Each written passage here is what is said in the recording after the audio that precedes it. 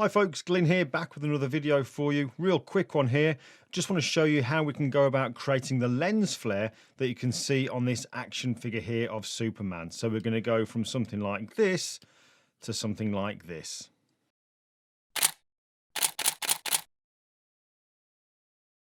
Okay, so rather than making the lens flare from scratch, we're actually going to use one from a stock image site. And I'm going to use Adobe stock. To access that, I'm going to go to my Creative Cloud icon here, and just in the search, I'm going to type in lens flare. So we type in lens flare, and you'll see straight away lots of results come up. We can drag this out, we can make it nice and big so we get to see more than one at a time, and we can scroll through and find hopefully the kind of lens flare that we want. Now you can use any stock site that you prefer to use. I prefer to use this one for a number of reasons. The main one is that I can maybe find one that I like. Let's say we like this one down here. I can click on this little icon here to download it, and that'll put it into my library. I can then double click to use it. Let's just drag this out of the way now. I can then double click to use it. And this is the full res high def kind of version of this lens flare. It has got this watermark over it, but I can use the actual graphic here and decide whether or not I like it. If I don't like it, I've wasted no money, I can get rid of it. If I do like it, back over in my library where we find that particular download, if I right click on it and click on license image, I can then pay a small fee. I think it's around about £5, something like that. And that will then remove the watermark for me to use the image from then on. So I like that. It's kind of like a try before you buy. Now I've actually got one that I am going to be using, and that's this one. There we go. Let's have a look in my library. I've got a few of them saved in here, lens flares. We're going to use this one. So I'm going to double click on this one to open it up, and let's just close that library down. So this is the graphic I want to use. Obviously it's in color, so there's a couple of things we're going to do to it first of all. We're going to go to image, adjustments, and I'm going to go to desaturate to remove the color of it. We've still got some patchy kind of areas here where it's not completely black. What I really need here now is just a black and white image. So what I'm going to do is I'm going to press down Command or Control L to bring up my levels adjustment here. I'm going to click on this little teep pipette here, this is like a black point sampler here. So I'm going to click on that, and then I'm going to bring that cursor over into the image and click just below the bright area.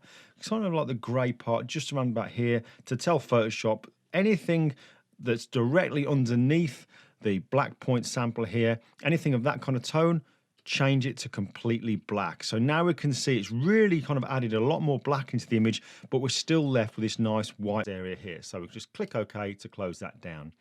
Now I don't need all this stuff at the bottom, so let's just get the crop tool by pressing C, and I'm going to click and drag that up, and that leaves us with a nice lens flare there.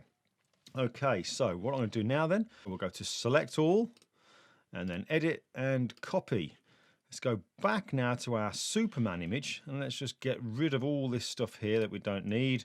Get rid of that so it takes it to the point where we need to add in the lens flare. And then I'm just going to go to edit and paste.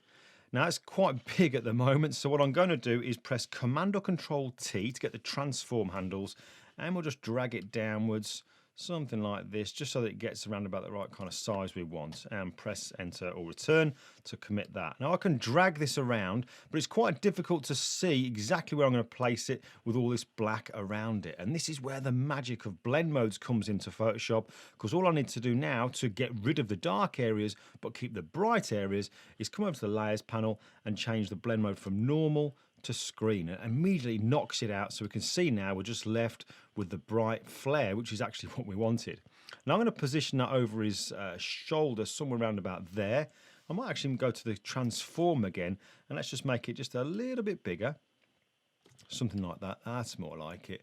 Rest it over his shoulder, something like that. Now at the moment as well, you can see if I look on the either side here, it's kind of going off the screen. I don't want it to go quite as sharply off the screen there. So what I'll now do is just add a layer mask to this lens flare layer, and we'll come over to the toolbar and choose a gradient. Now with my foreground color set to black, we know that black conceals and white reveals. I'm just going to use a gradient that is just this second one along here, black to transparent. So that's the second one.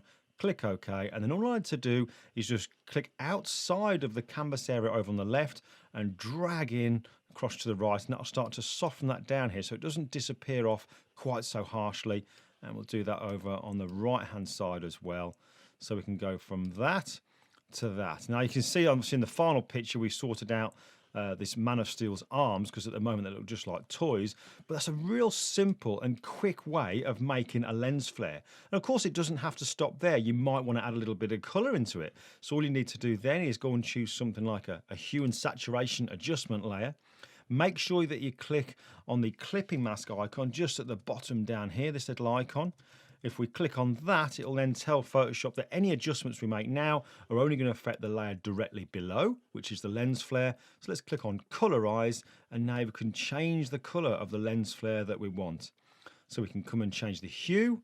We could even change the saturation if we wanted to, but don't play around with the lightness, because when you do that, you'll start to notice that the original shape of that lens flare layer where we'd actually trimmed it starts to come into play. So play around with the hue for sure, and also the saturation. So there you go, very, very quick way that you can add a lens flare using a stock photo.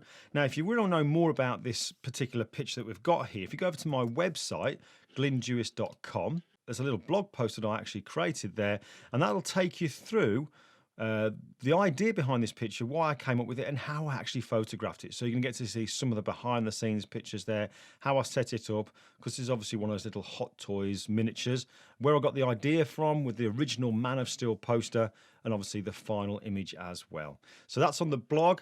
And the reason I've been so quiet lately, I've been finishing off my new book, Photograph Like a Thief. This book is out early 2017. It's scheduled for March. And in there, one of the chapters takes you through all of the retouching of that Man of Steel picture. So we've got the photography side of it and the retouching as well. But I've been away for a few weeks, finishing it all off. So sorry about the absence, but I thought I'd just dive in with a quick video for you. Thanks for tuning in. Make sure that you click on the subscribe button if you haven't already done so. Let others know about it. And also click and join my newsletter, my email group, where you're going to get free tip sheets and other little odds and sods, as well as including some discounts on some new tutorials that I'm going to be releasing. But that's it for me. I shall catch you next time.